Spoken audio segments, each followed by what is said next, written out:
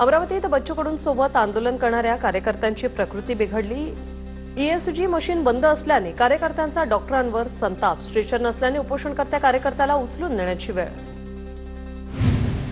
अमरावतीमध्ये शेतकऱ्यांनी भाकरी आणि कांद्यावर बच्चू कडूंचं चित्र साकारलं। उपोषणस्थळी जाऊन शेतकऱ्यांनी कडूंना ही भेट दिली। अमरावतीच्या परतवाडामध्ये प्रहारच्या कार्यकर्त्यांचं चक्काजाम आंदोलन। बच्चू कडूंच्या समर्थनार्थ कार्यकर्त्यांचं आंदोलन। सरकार विरोधात घोषणाबाजी, कर्जमाफी करण्याची मागणी। बच्चू कडू यांच्याशी प्रशासकीय अधिकाऱ्यांमार्फत संपर्कात। कडूंच्या मागण्यांसंदर्भात संबंधित विभागाचे मंत्री आणि प्रधान सचिव यांच्याशी चर्चा केली। मंत्री चंद्रशेखर बावनकुळेंची प्रतिक्रिया। अहिल्यानगरमध्ये बच्चू कडूंच्या समर्थनार्थ प्रहार कार्यकर्त्यांचं अर्धनग्न आंदोलन। अद्यापही शासनाकडून कोणतंही ठोस उत्तर किंवा पावलं न उचलल्याने नाराजी। धाराशिवच्या परंड्यात प्रहार संघटनेकडून रॅली काढत रास्ता रोको आंदोलन। राज्य सरकार बच्चू कडूंच्या आंदोलनाची दखल घेत नसल्याने प्रहार जनशक्ती संघटना आक्रमक। करमाळ्यात प्रहार संघटनेने जातेगाव ते टेंभुर्णी महामार्ग रोखला। बच्चू कडूंच्या आंदोलनाची सरकारने 6 दिवसांपासून दखल न घेतल्याने कार्यकर्ते आक्रमक। बीडच्या दिंडोडमध्ये प्रहारच्या कार्यकर्त्यांकडून बच्चू कडूंच्या समर्थनार्थ रास्ता रोको।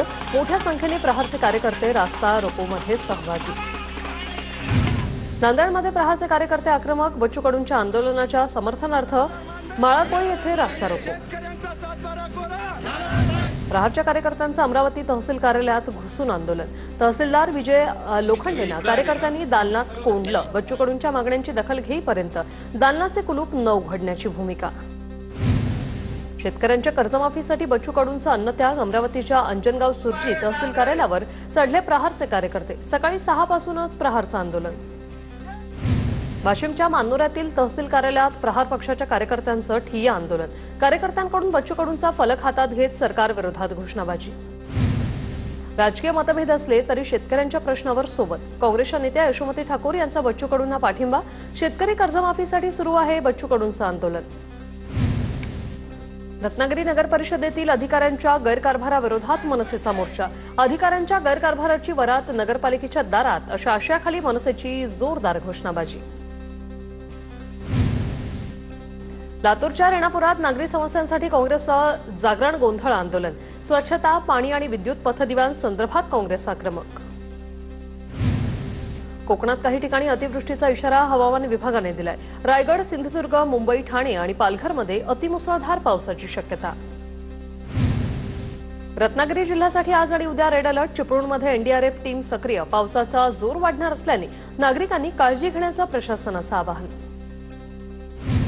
कोल्हापुरात ओढा ओलांडताना पाण्याचा अंदाज न आल्याने 11 वर्षीय शाळकरी मुलाचा वाहून गेला होता आणि जिल्हा आपत्ती व्यवस्थापनाच्या टीमने त्याचा मृतदेह शोधलाय। अमन भालदार असं या मृत विद्यार्थ्याचं नाव। मुसळधार पावसाने राजापूर जवळच्या धोपेश्वर मंदिराजवळील धबधबा पूर्ण क्षमतेने प्रवाहित। मुसळधार पावसानंतर धबधब्याने धारण केलं रौद्ररूप। मे महिन्यातील अवकाळी पावसामुळे पुण्यात बागायती पिकांचे सुमारे 131 हेक्टर क्षेत्रावर नुकसान। 499 शेतकऱ्यांना अंदाजे 21 लाख रुपयांची नुकसान भरपाई मिळण्याची अपेक्षा। भोकरदन तालुक्याला वादळी वाऱ्यासह पावसाचा जोरदार तडाखा। पारत परिसरात वादळी वाऱ्यामुळे मिरचीचं पीक आडवं झालं। शेती पिकांना फटका। जळगाव रावेर तालुक्यातील वादळी पावसामुळे केळी बागांचं नुकसान झालेलं आहे आणि याची भरपाई मिळावी अशी मागणी शेतकऱ्यांकडून केली जाते। नांदेडमध्ये अवकाळी पावसामुळे फळबागांचं नुकसान। अशोक चव्हाण यांच्याकडून केळीच्या नुकसानीची पाहणी।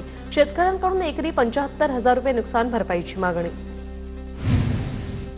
वाशिम जिल्ह्यातील मंगळूरपीर कृषी उत्पन्न बाजार समितीत अनागोंदी कारभार।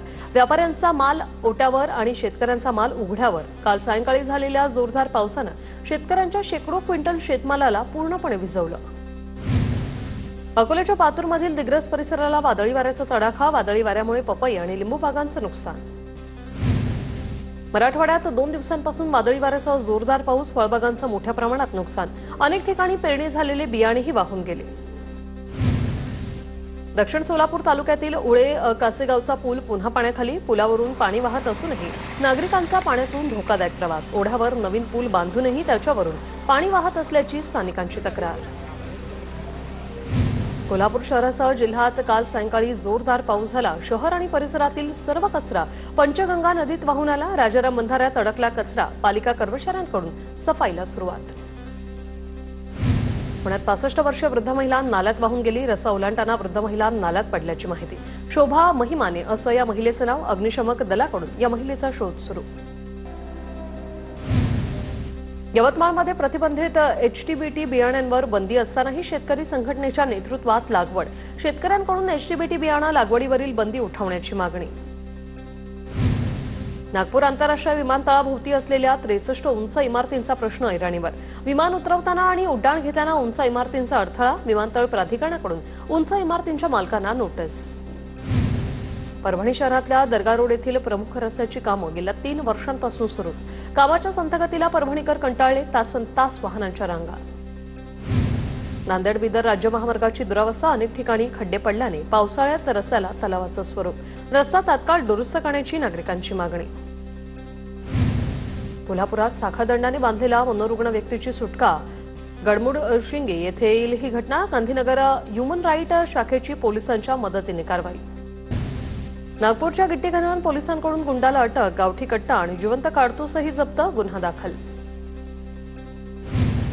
नागपुरातील वॉटर पार्कमध्ये बुडून 8 वर्षीय मुलाचा मृत्यू। खासगी वॉटर पार्कमधील सामान्य नागरिकांच्या सुरक्षेचा प्रश्न पुन्हा ऐरणीवर। मुलाला खासगी रुग्णालयात नेलं असता डॉक्टरांनी मृत घोषित केलं। जळगावच्या मुक्ताईनगरमध्ये भोर दिवसा 3.25 लाखांची चोरी। चोरी झालेल्या परिसरात भीतीचं वातावरण।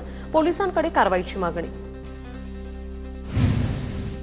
वर्ध्यात चोरी प्रकरणी 5 महिलांना पोलिसांकडून अटक। 70,000चा मुद्देमाल जप्त। बजाज चौक परिसरातील दुकानाच्या गोदामातून साहित्य चोरलं होतं। सोलापूरच्या करमाळा शहरातील कानाड गल्लीत चारित्र्याच्या संशयावरून विवाहितेची आत्महत्या। वैष्णवी माने असं आत्महत्या केलेल्या या विवाहितेचं नाव। करमाळा पोलिसात गुन्हा दाखल। पती आणि सासूला पोलिसांकडून अटक। अधिकचा तपास सुरू। नागपूर जिल्ह्यातील खापा परिसरात रेव पार्टीवर पोलिसांचा छापा। टायगर इको रिसॉर्टवर छापा मारून देहव्यापार करणाऱ्यांवर कारवाई। 18 जणांना अटक। लातूरच्या उदगीरमध्ये वृद्ध दाम्पत्याची फसवणूक करून सोनं चांदी लुटल्याची घटना। एका आरोपीला पोलिसांकडून अटक। उदगीर ग्रामीण पोलिसांकडून अधिकचा तपास सुरू। बीडमध्ये 5वी शिकणाऱ्या अल्पवयीन मुलीचे एकाच दिवसात 2 विवाह। पहिला नवरा पसार तर दुसऱ्याला अटक। वडिलांनी आणि सावत्राईने अल्पवयीन मुलीचा विवाह लावण्याचं ठरवलं होतं। पुण्याच्या सुखसागर नगरमधील KN सोसायटीजवळ भीषण अपघात। कारची दुचाकीला धडक। या धडकेत मुलीचा जागीच मृत्यू। धुळे शहरात अतिसाराचे रुग्ण आढळले। पालिकेकडून धुळ्यात पाणी तपासणी। प्रत्येक भागात 2 तपासणी टीम तयार। राज्यात कोरोनाची परिस्थिती नियंत्रणात। नागरिकांनी स्वच्छतेची काळजी घ्यावी। कुठलीही परिस्थिती हाताळण्यासाठी आरोग्य विभाग सज्ज। आरोग्य राज्यमंत्री मेघना बोर्डीकर यांची माहिती। नागपुरात गेल्या 24 तासात 5 नव्या कोरोना रुग्णांची नोंद। ऍक्टिव्ह कोरोना रुग्णांची संख्या पोहोचली 22 वर। रुग्णांवर विविध रुग्णालयात उपचार सुरू। नंदुरबारच्या तलाठी कार्यालयात दाखले काढण्यासाठी पालक आणि विद्यार्थ्यांची गर्दी। नवीन शैक्षणिक वर्ष सुरू झाल्याने दाखले काढण्यासाठी गर्दी वाढली। कोल्हापुरातील पालिकेच्या शालेय विद्यार्थ्यांना पहिल्याच दिवशी शालेय साहित्य मिळणार। आयुक्त पल्लवी पाटील यांची माहिती। शिक्षणाचा दर्जा वाढण्यासाठी पालिकेकडून शालेय साहित्य आणि गणवेश वाटपाचा उपक्रम हाती।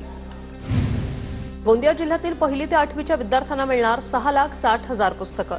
शाळेच्या पहिल्याच दिवशी विद्यार्थ्यांना पुस्तकं देण्याचं शिक्षण विभागाचं नियोजन। इचलकरंजी पालिका आणि फेरीवाला समितीची बैठक संपन्न। नियम मोडणाऱ्या फेरीवाल्यांवर कठोर कारवाई केली जाणार। आयुक्त पल्लवी पाटील यांचा इशारा। महापुरुषांच्या पुतळ्याचा 100 मीटर परिसरात व्यवसाय करण्यात येणार नसल्याचं स्पष्ट। शेळगाव आटोळच्या प्राथमिक आरोग्य केंद्रात असुविधांचा आरोप। शिवसेना उपजिल्हाप्रमुख संतोष भुतेकरांकडून रुग्णांवर प्रतिकात्मक उपचार करत आंदोलन। तिळाला बाजारात हमीदरापेक्षा कमी दर। बाजारात तिळाला 8,300 रुपयांचा भाव। तिळाला हमीदर 9,267 रुपये। मात्र भाव कमी मिळत असल्याने शेतकऱ्यांमध्ये नाराजी।